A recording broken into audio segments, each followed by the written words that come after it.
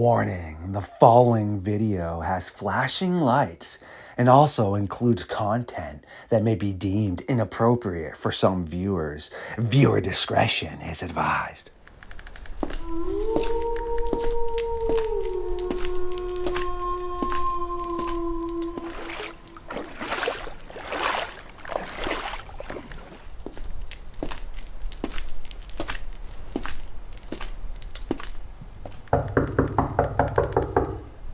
Once again, Kelly, Dirty Birdy, has found his way through the forest and the fog and made his way into the fox den for this episode of Midnight Lycanthropy here on StarFox Radio.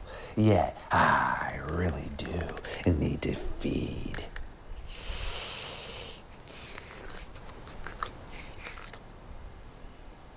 Thank you, Kelly, for releasing my shackles and awakening me from my slumber. I have been sleeping for so long, yet I guess it is time for you and I to take a walk into the darkness with the Midnight Society in an attempt to stalk the Dogman. Blow, cracks, shadows morph, fangs pierce, beast reborn, fury rise, health ignites, burning rays, endless nights. I looked into the eyes of this Dogman. There was nothing. This thing was an apex predator.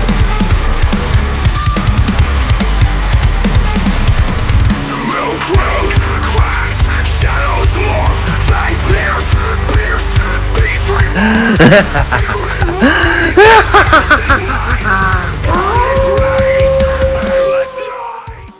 My creatures of the night, yes, welcome back once again to another episode of Midnight Lycanthropy here on StarFox Radio. This is the stomping ground of the Midnight Society, and once again we have Dirty Birdy Kelly in the house. How you doing tonight, man?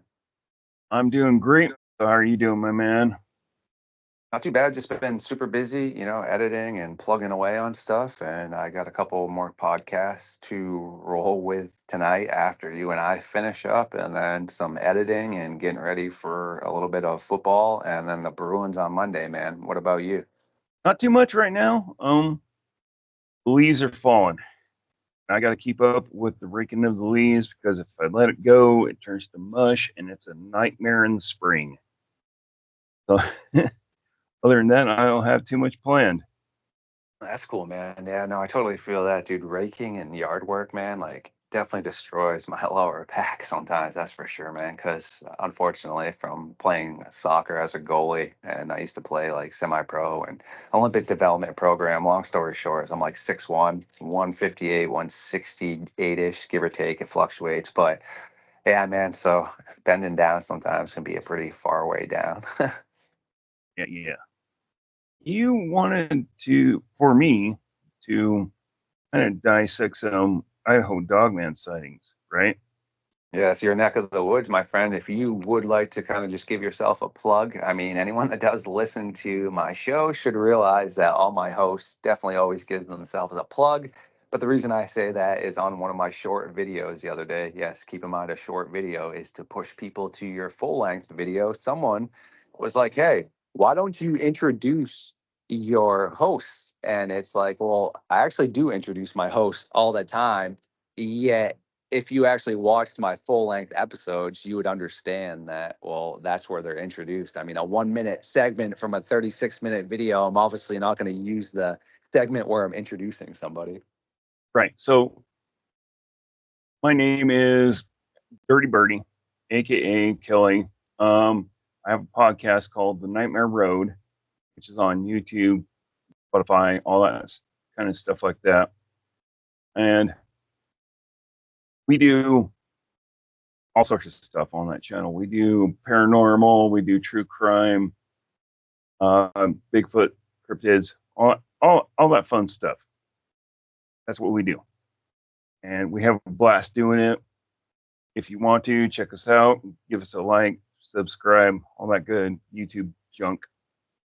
Good stuff right there, man. And I do apologize for some of the background noise, man. They are outside blowing leaves everywhere. I'm not about that life, man. So, but yeah, that's what that noise is in the background right there for sure. So, you are definitely in the Idaho area, and it'd be interesting to hear what you would like to bring up tonight, man. So, I'm going to toss you the mic, and if you would like to dive into that or have any sort of questions, man, let's dance. All right, so here we go. So, Dogman sighting was in February 2008 in Garden City, which is the Boise area. A man went out to scrape the ice off his windshield at 4 in the morning, and he noticed that the whole area was eerily quiet. When he saw a pretty tall werewolf-looking creature with green glowing eyes walking down Veterans Parkway Bridge. He watched it trotting along the Greenbelt, which is a pretty much a biking path, walking path, something like that. And when he was doing it, he was scraping his windows. He saw it. He said, "Oh my God!" It turned. It stopped. It actually stopped, turned and looked at him, and then just trotted away. Like what? Yeah, just kept going, which is really weird for a Dogman encounter. I thought they were kind of aggressive, but this thing just kept moving along. So I checked into the weather phenomenon and anything and everything that could.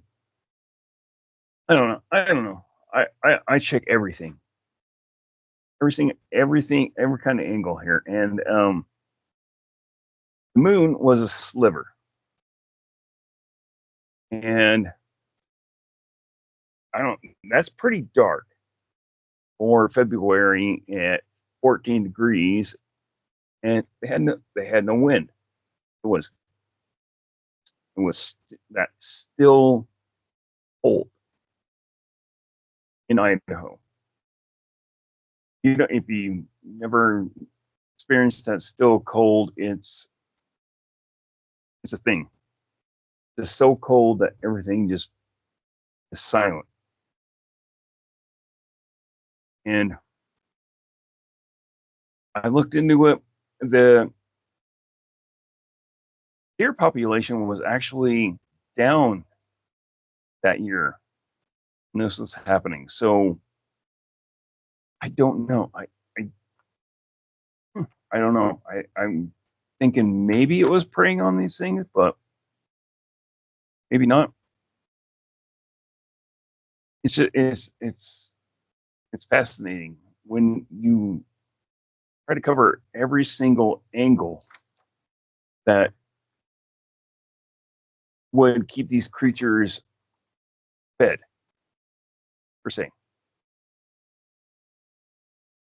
Yeah, no, that's some gnarly stuff right there for sure. And it is one of those things that, just like our science team was talking about, I think the majority of the time when the people don't tell their encounter, well, it's because they got snagged. But honestly, the ones that are telling their encounters, I just think it's like anything else, man. I mean, if you see a grizzly bear, you see a cougar, you see a wolf, well, most likely they're probably not stalking you, because if they were stalking you, you're not going to see them, more or less. So I just pretty much think, just like any other predator, they're outweighing the risk versus reward, trying to figure out, well, hey, if I snag this person right here, are there more coming, etc. So I think maybe potentially that's why sometimes it might seem more docile, but the more research I do and the more I'm diving into this stuff, whether it's Dogman or Sasquatch, I encourage people in general to stay away from either one of those supposed entities. I'm not really sold on Sasquatch being friendly either, man, because a ton of the Native American lores speak of them being just as heinous and nefarious as the Dogman. So,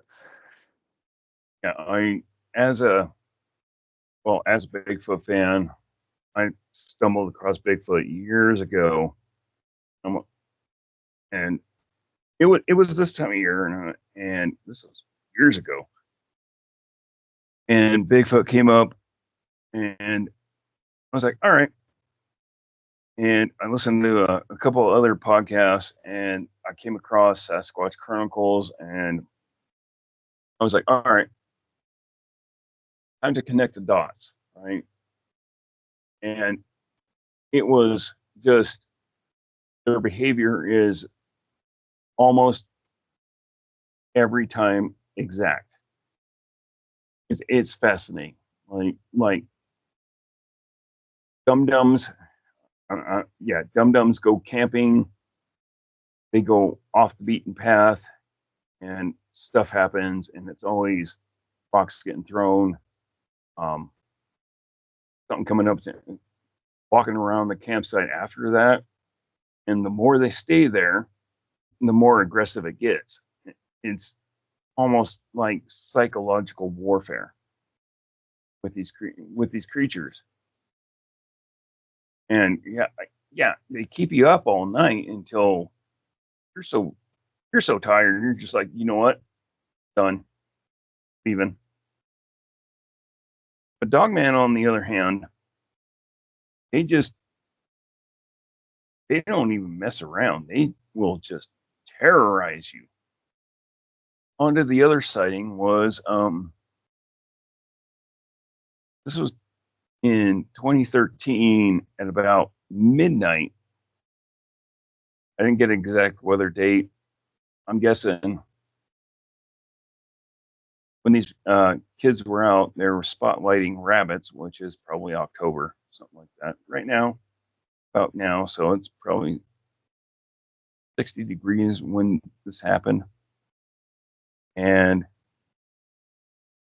his kids were spotlighting rabbits, and they came across something that looked like a big bird.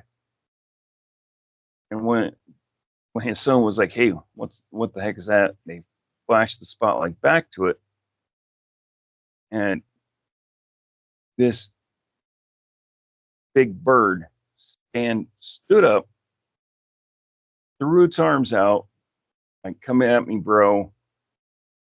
And then when his son was like, "Oh my God, what is that?" Well, the other kids went to check it out. It ran off, and they went trucking after it. And while they're doing that, while they're chasing after it, it comes across a huge rock pile, and it just jumps over it like it was nothing. And that's when they realize they are dealing with something that is not natural. So they turned around, they ran back to their truck, got in it, and drove away. So now, when I was looking into the wildlife aspect of it, there's a ton of rabbits out there, tons. There's 3 different species of rabbits, and there's 2 different species of jackrabbits. And if you let them go for long enough, you're going to have an army of rabbits. So I don't know where this thing came from, but pretty much that's a rabbit buffet out there. Yeah, I could definitely see that for sure, my friend. And I've heard that numerous times. And I actually have a quote here that you probably will be interested in hearing from a forest ranger at Yosemite National Park. And what this individual says is it's quote unquote hard to design the perfect garbage bin to keep bears from breaking into it. There is considerable overlap between the intelligence of the smartest bears and the dumbest tourists. Mm-hmm. That is for sure. Yeah, so again, I think that people automatically assume that they're smarter than these things, but I tend to unfortunately disagree with that because I have come across some pretty lost individuals in life, man, that you just have to wonder how they even got as far as they have.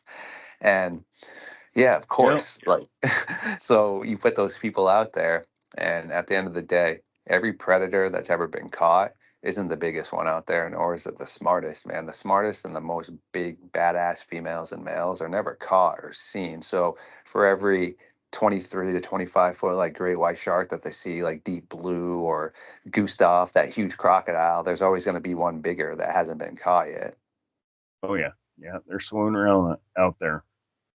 So if you make something idiot proof, they're going to make a better idiot just to prove you wrong.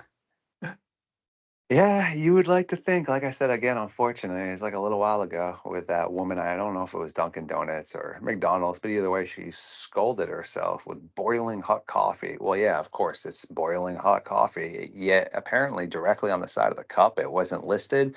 So somehow she was able to sue them and win. But again, yeah, common sense. Coffee's hot unless you're ordering cold. But again, yeah, sure, I guess with the lack of intellect out there, you really got to plaster it right in somebody's face. I mean, it reminds me of when I was a kid. My mom told me not to touch the stove. Well, I touched it and then I burned myself, and I learned my damn lesson. Yeah, yeah. There's a reason why there's stickers on everything. Like I swear there's stickers on lawnmowers that says, "Do not pick this up to trim your hedges." Really? You know why though, my friend, is because some bozo at a point in time has done that, and it always makes me laugh. It's kind of like back in the medieval times when you had moats around castles and such, right? Well, some of them like to have sharks and things. Well, how many times do you think that they put sharks in fresh water and they were unalived until they finally figured out that it might not be that water that can put them in? Yeah. It makes my brain hurt. Yeah, that's what I try to preach to people about. Just sometimes when, I don't know, man, medieval history and such in the medieval times, we definitely took a massive step back in reality and also intellect, man. We just like literally decided to almost regress back to the caveman days. I mean, previous to that, with the Romans, the Greeks, the Egyptians, and such, well, there was actually some sort of civilization stature. But then when you look at like the medieval times, man, they went off their rails, dude. The witch trials, the vampire trials, the werewolf trials, Oh all of yeah, yeah. this. And yeah, Uh, I'm a firm believer of this. Okay, I understand. Yes, modern medicine helps as well, but the earth has pretty much a ton of things that we need. Meaning, I watched an orangutan with a big cut on his face know exactly which bark to nibble on, and then rub some like foliage on his face, healed up his face, and he slept for a while. Totally, boom, just like that. So intelligence is out there and able to, be accessed by just watching nature and things. But for some reason, I don't know, man, people just lack that intellect sometimes. But don't get me wrong, animals do too, man. I was watching the other day Nat Geo in the background, this big bully looking baboon. Yeah, he looked like he was the king of the hill, but then he decided to walk too close to the water, man. And this croc, whap, good night, buddy. I mean, we know yep, baboons are smart, but how smart were you? yep, yep. Nature is brutal for sure. When I was reading into this Dogman Dogman thing, somebody was posting that it's a 6 year spike and then a 10-year spike. Like, So I've heard about that, man. To be quite honest with you, I don't really necessarily totally buy into that myself, meaning because, dude, I have reports from people that are having, encounters for like a month straight or like every other day. And doesn't, I don't know, really seem to fall into that category of the 6, 7 type years, meaning because we always have these encounters. I'm just wondering if maybe that came into play back in the day when people weren't able to document things so much. So maybe there were sporadic times where people didn't hear about these encounters for 6 to 7 years, and then all of a sudden maybe they heard about it again, which is why they came up with that analogy. yeah, I was thinking maybe it's I don't know, kind of a migration period of some kind of sorts. Like every 10 or 6 years they show up, but on the metaphysical level, I was like, okay, this is because why? I mean, lemmings do this every once in a while, so I don't know. I was just it just popped in my head. Why? Like 10 and 7 or 10 and 6. So if you look at the hunting area of, again, I'm not saying dogmen have to be canines, okay? I'm just using this reference because I don't know the exact distance of like hyenas and such, but I do know wolves have a 300-mile radius and a 30-mile feeding radius, meaning if they're within 30 miles of the den, they're going to feed, yet they make sure nobody else is on their quote unquote turf property in a 300-mile radius. Okay, that's quite a long area, man. And predators don't really potentially stock up in the same area unless there's plentiful amounts of food. Whereas if you were a Sasquatch or a bear or something that is a herbivore, you could sit there and harvest the berries, harvest, the vegetables for that season before you need to move on. Yet, if you don't have a plentiful food source in a certain area and you are a predator, you're always going to have to be on the move or the hunt to try to find your food sources, which I think would make a big difference as to why the range is so far as to where people see these things sometimes. Because I mean, a 300-mile range just for a wolf is pretty large. Yeah, yeah. Follow the herd. If you're a hunter, like you follow the herd. So I don't know, big game hunters out here, and they, especially elk, they will track. They will track these things down. Like they will. They've got all sorts of gears and gadgets that tell them when they're supposed to be there, when they're going to leave, all sorts of stuff.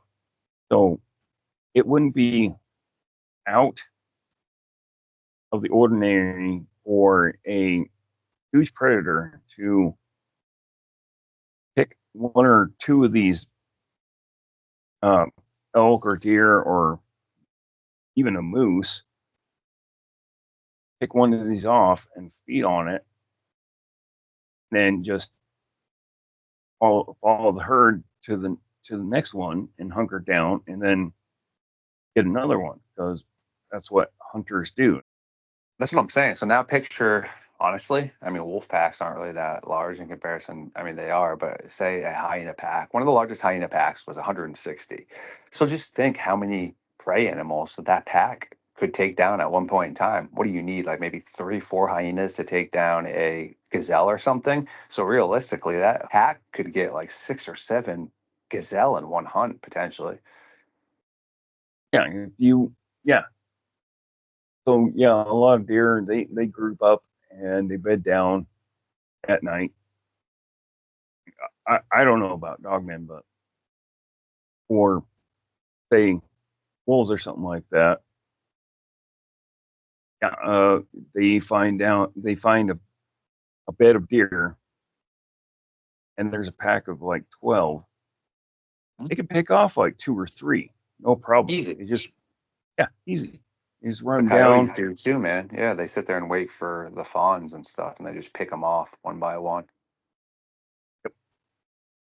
So yeah, it's it's pretty easy to monitor a herd of deer moving from one place to one place. Now, when the herd runs thin, now what? Now what do you do? To move on to another area for sure. And that's something else I try to tell people as well is everyone seems to send in these tracks that are literally canine, coyote, or wolf prints. Okay. Don't care if it's in Tennessee. I don't care if it's in Kentucky. Gray wolves and timber wolves at points in time lived in those areas. Whether they do now, who knows? Because we don't always get straight answers out of individuals. I mean, we have mountain lions up here in Maine, yet they, don't enunciate it. They say they aren't, but they're on trail cams, etc. Yet, what was I going to say though? Is when it comes to seeing these, just recently there was a really large white wolf that looked to be a timber wolf in Tennessee caught on a trail cam. So I just try to encourage people, man, just because quote unquote something isn't in that area now, it's like grizzly bears. Okay, grizzly bears were in California at one point in time. Is there some sort of magical electrical fence that just keeps that grizzly bear from passing over from Canada down into California? What's stopping them? I mean, same thing with here in Maine and such. Northern Maine is right up by Canada. right where there's a ton of forest. So what would cause any sort of grizzly bear or predator to cross the line up there as well? So for people to just automatically assume, hey, there's no grizzly bears in California, or there's no mountain lions in Maine, there's no wolves down in Tennessee, that's foolish, man. If an animal has been in a territory before, it will reclaim that eventually. Not that same Yeah, animal, but just the next generation. yeah, and it's really eye-opening when you see it because living here, I've lived here for 40 something years. Never seen a bald eagle in my life. Past couple of years, now we have bald eagles. See them all the time. So it's not out of the realm of possibility that a apex predator, say grizzly bear, black bear, something like that, somebody goes, oh, we've never seen them here. They don't come around here. And then somebody goes out hiking, and sure enough, there's the bear, and they freak out. They're like, oh, this is not supposed to be here. I'm like, dude, they've always been here. They just made their way here.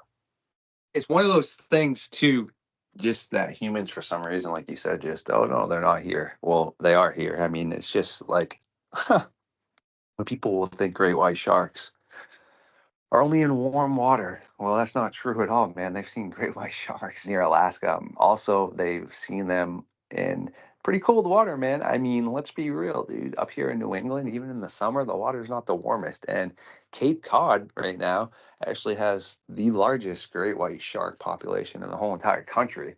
Again, another misconception. Just because you see a great white in Hawaii doesn't mean it can't come up into very cold water on the East Coast and chomp chomp too. Yeah, yeah. It's what forces that animal to go out of its comfort zone to push itself to go into a different territory. Like you said, I've never heard of a great white going up to New England. I always thought it was like Australia,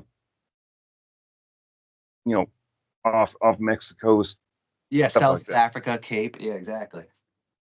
So, I mean, even with these cryptids, what would push them out of their comfort zone besides, forest fires or urban development, um, just tourists constantly?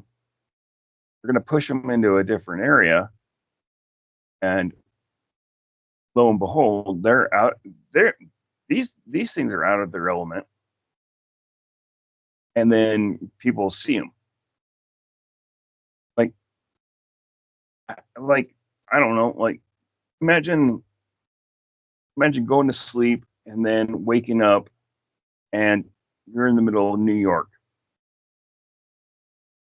Okay, how the hell do I get back home? You don't know. So you wander around like a lost little lamb, except, you're 8 feet tall and you like to eat people. Yeah, straight up bizarre stuff right there for sure. And I guess before we let you get back to what you're doing, to answer that question fully is I think, well, is nature favors the bold. Okay. Sometimes being bold can cost you your existence, but also being bold can get you the food that the other animal might be timid about going to get. Meaning, well, obviously males are more predisposed by nature than females. Usually females are more docile, which the males take more of the risks and such. Yet again, just like with anything, what's that saying in life? Risk, reward. I mean, usually some of the biggest payoffs come from the highest risks as well. So I just encourage everyone to understand that no different than a human being, the animals are going to definitely try to take their risk reward aspect as much as possible, dude. Absolutely. Yep. Yeah. A lot of apex predators have this I don't know if it's ingrained in their DNA or not, but it's risk versus reward. Now, Are you going to take that lone hiker by themselves? You're pretty much going to get a reward from that. But a group, 2 or 3, you're not going to. Because one of them gets away, you just outed yourself. Now Yeah, you pretty need, much. so now you Yep. need to move on.